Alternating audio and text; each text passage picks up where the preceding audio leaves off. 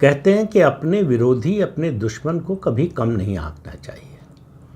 विरोधी कितना भी कमज़ोर हो, दुश्मन कितना भी कमज़ोर हो, उसकी ताकत को हमेशा इस तरह से देखना चाहिए कि ये हमारा सबसे बड़ा प्रतिद्वंदी, सबसे बड़ा चैलेंजर है, सबसे ताकतवर है, हमको अपनी ताकत इससे ज़्यादा बढ़ानी है।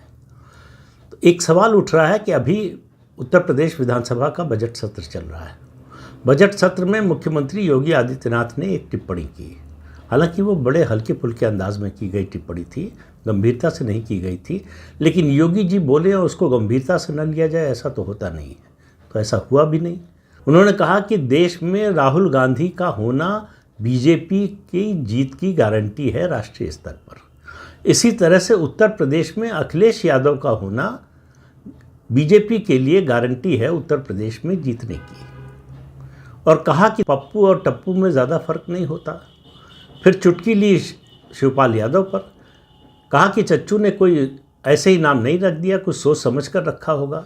तो उन्होंने कहा कि पप्पू और टप्पू में ज़्यादा अंतर नहीं होता। अब आप समझ गए होंगे किसकी बात कर रहे थे, वो राहुल गांधी और अखिलेश यादव की बात कर रहे थे। तो क्या इसके जरिए वो बता रहे थे कि ये दोनों भाजपा विरोधी नेता उनको योगी जी हल्के में ले रहे हैं? मुझे ऐसा नहीं लगता।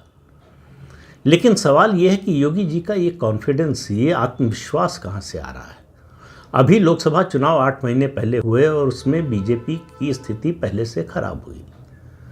बीजेपी को जो 64+2 सीटें मिली थी, 66 सीटें 2019 में, उससे घटकर 36 पर आ गई और वो एक बड़ा कारण बना कि बीजेपी को अपने दम पर बहुमत नहीं मिला।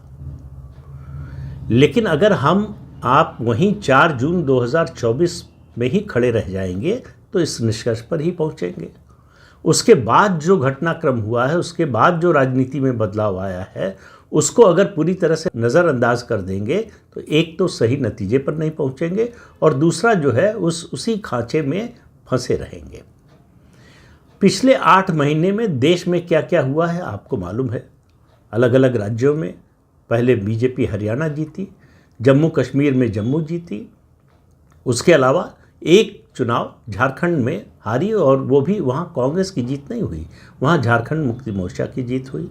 महाराष्ट्र में तीनों दलों का एक तरह से मटिया मेट कर दिया, उद्धव ठाकरे की पार्टी, शरद पवार की पार्टी और कांग्रेस पार्टी का। और उसके बाद अब दिल्ली की जीत जो है, वो राज्य भले ही छोटा हो लेकिन उसके मायने बहुत हैं, उसका राष्ट्रीय संदेश बहुत बड़ा है।